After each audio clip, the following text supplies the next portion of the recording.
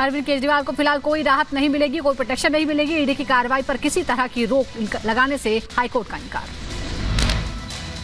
अरविंद केजरीवाल की याचिका पर हाईकोर्ट में हुई सुनवाई। अरविंद केजरीवाल के वकील ने कानूनी प्रक्रिया के तहत समन को बताया गलत। केजरीवाल ने गिरफ्तारी को लेकर हाईकोर्ट से मांगा था प्रोटेक्शन। केजरीवाल की याचिका पर ईडी को नोटिस। 22 अप्रैल को होगी मामले की अगली सुनवाई। याचिका सुनवाई योग्य है या नहीं, इस पर होगी सुनवाई।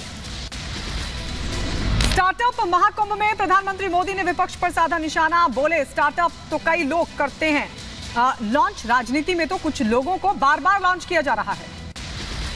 स्टार्टअप लॉन्च तो बहुत लोग करते हैं, और पॉलिटिक्स में तो ज्यादा, और बार बार लॉन्च करना पड़ता है।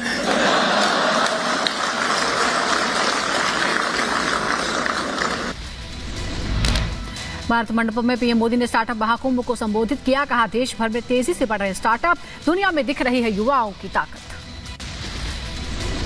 अब हम भारत में इनोवेशन और स्टार्टअप कल्चर का ट्रेंड लगातार बढ़ता हुआ देख रहे हैं। प्रधानमंत्री नरेंद्र मोदी ने अपने भाषण में की युवाओं की तारीफ। बोले छोटे शहर के युवा बढ़ा रहे स्टार्टअप, भारत ने सही समय पर सही फैसला लिया।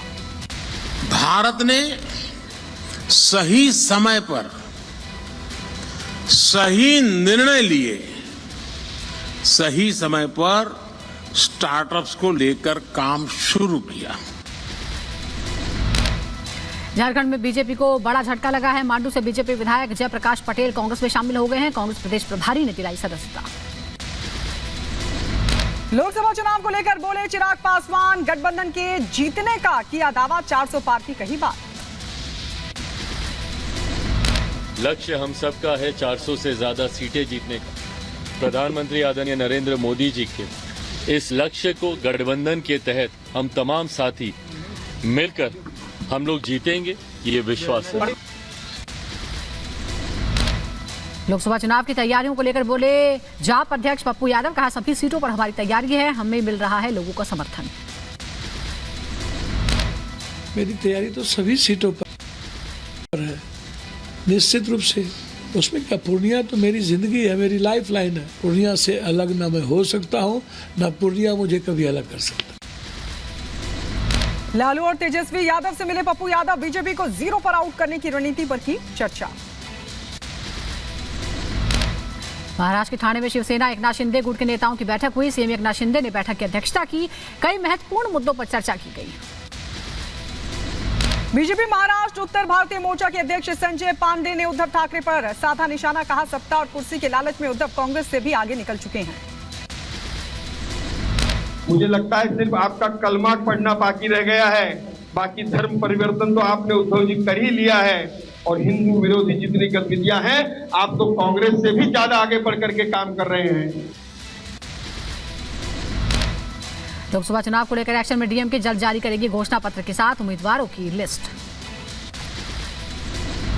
सीए मामले पर राजस्थान सरकार ने सुप्रीम कोर्ट में याचिका वापस लेने का किया फैसला। गहलोत सरकार ने सीए के खिलाफ दाखिल की थी सुप्रीम कोर्ट में याचिका। जम्मू कश्मीर के पूर्व डिप्टी सीएम कविंद्र गुप्ता ने बीजेपी की तारीफ की। बोली दुनिया की सबसे बड़ी पार्टी है बीजेपी, लगातार आगे बढ़ रही है पार्टी। भारतीय जनता पार्टी एक बढ़ता हुआ दल है और विश्व में सबसे बड़ी पार्टी। आज लोगों को पता है कि प्रधानमंत्री मोदी जी के नेतृत्व में देश आगे बढ़ रहा है, तो स्वाभाविक बात है कि लोग पार्टी की तरफ आकर्षित होते हैं। बदायूं में दोनों मासूमों का हुआ अंतिम संस्कार। परिजनों ने नम आंखों से दी विदाई। बदायूं में 2 बच्चों के धारदार हथियार से गला रेतकर हत्या की गई। सगे भाई थे दोनों बच्चे। मंडी चौकी के पास का मामला। बदायूं में डबल मर्डर मामले में एफआईआर हुई दर्ज। एफआईआर में 2 लोगों का नाम, एक का हुआ एनकाउंटर, एक की तलाश जारी। बदायूं में 2 भाइयों की हत्या के बाद इलाके में तनाव छावनी में तब्दील हुआ पूरा इलाका। पुलिस की भारी भीड़ पीड़ितों के घर के बाहर मौजूद। बदायूं में हत्याकांड के बाद तनाव का माहौल। गुस्साए लोगों ने इलाके में की जमकर तोड़फोड़। मामले को शांत कराने में जुटा पुलिस प्रशासन। बदायूं में हत्याकांड के बाद स्थानीय लोगों में भारी नाराजगी है। लोगों ने आरोपी की दुकान जला दी। आग लगाने के बाद तस्वीरें सामने आई। डबल मर्डर पर पुलिस का बयान, कहा मुठभेड़ के दौरान एक बदमाश हुआ ढेर, दूसरे की तलाश में जुटी है पुलिस। हत्या में इस्तेमाल हथियार हुआ बरामद। था उस तरह के कपड़ों में कोई व्यक्ति भाग रहा है। पुलिस ने घेराबंदी की, उसने पुलिस पार्टी पर फायर किया। जवाबी फायर में उसकी मृत्यु हो गई। सैविज जो उसका भाई है वो भी नाई का ही काम करता है। उसकी तलाश में भी टीमें निकाल दी गई हैं और बहुत जल्दी उसको भी गिरफ्तार कर लिया जाएगा। बदायूं में 2 नाबालिग भाइयों के हत्याकांड पर मृतक की मां का खुलासा। मीडिया को बताई पूरी वारदात। प्रशासन से लगाई इंसाफ की गुहार। से बुला के उससे ऊपर ले गया। ऊपर ले जाके छोटे को भेज दिया कि तू जा पानी ले आ और मुझे आइस तू आ जा हमारे साथ। वो चलेगा ऐसे, तब तक गेट बंद करके उसका काम कर दिया। डबल मर्डर मामले में मृतक के पिता का बयान भी आया सामने। पुलिस वालों से मांगा न्याय। आरोपी जावेद को जल्द पकड़ने की कही बात। पकड़ा जाए और जावेद से हमसे पूछताछ हो कि किसे क्या प्लान था इसका, कैसे तेरे बच्चों को मारा है, या किसी के दौर पे मरवाया गया है या उसने स्वयं मरवाया है। ये जानकारी चाहते हैं उससे हम। बदायूं हत्याकांड पर बच्चों के टीचर का बयान, कहा आरोपियों पर हो सख्त से सख्त कार्रवाई।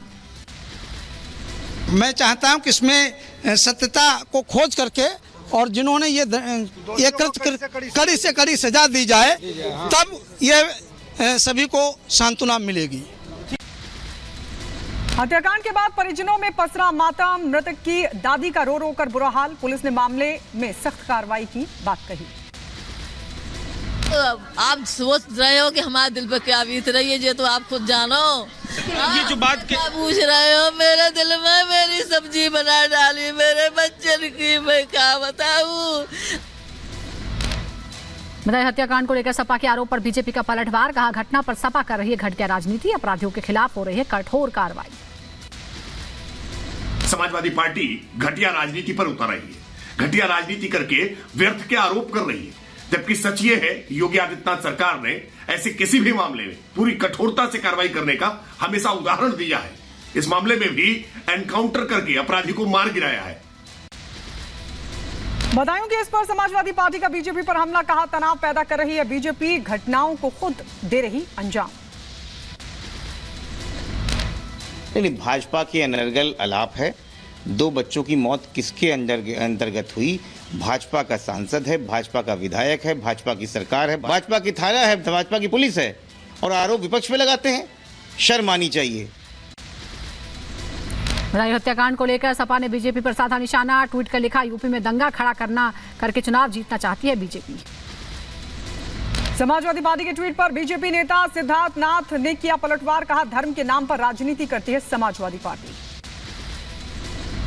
जहां तक की कार्रवाई है, पुलिस ने जो कार्रवाई करनी थी वो ठोस कार्रवाई करके दिखाई है। न ही समाजवादी पार्टी के कहीं ये सरकार होती तो वो जिस जाति के नाम पे या धर्म के नाम पे वो राजनीति करते हैं उसका वो संरक्षण देते और प्रोटेक्शन देते।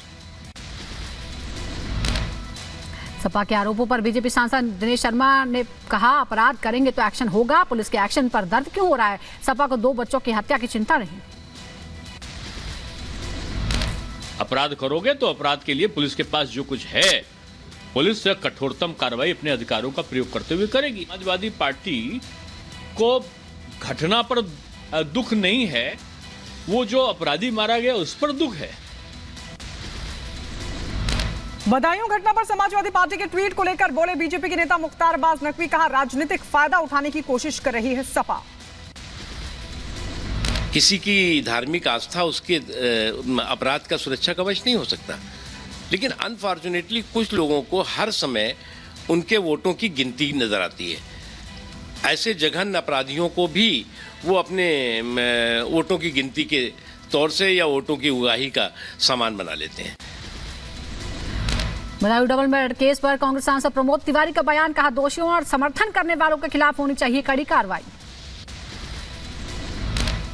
मुझे एक चीज जरूर कहनी इस मामले में कि अपराधियों को और इसमें सहायक लोगों के खिलाफ कठोरतम कार्रवाई होनी चाहिए। बदायूं घटना को लेकर समाजवादी पार्टी के ट्वीट पर अनिल राजभर ने दिया करारा जवाब। कहा, ऐसी दुखद घटना पर भी समाजवादी पार्टी कर रही राजनीति। ऐसी घटनाओं के पीछे जिनको राजनीति खोजना है वो खोजते रहें। उनके ट्वीट से सरकार फैसले नहीं बदलती।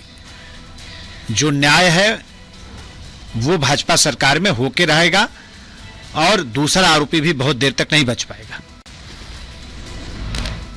सांप तस्करी के मामले में पुलिस का एक्शन तेज। मामले में 2 और आरोपियों को गिरफ्तार किया गया है। ईश्वर और विनय नाम के दोनों शख्स गिरफ्तार किए गए हैं। सांप तस्करी मामले में अब तक 8 लोग हो चुके हैं गिरफ्तार। पकड़े गए आरोपियों से पूछताछ कर रही है टीम। हो सकते कई और गिरफ्तारियां भी।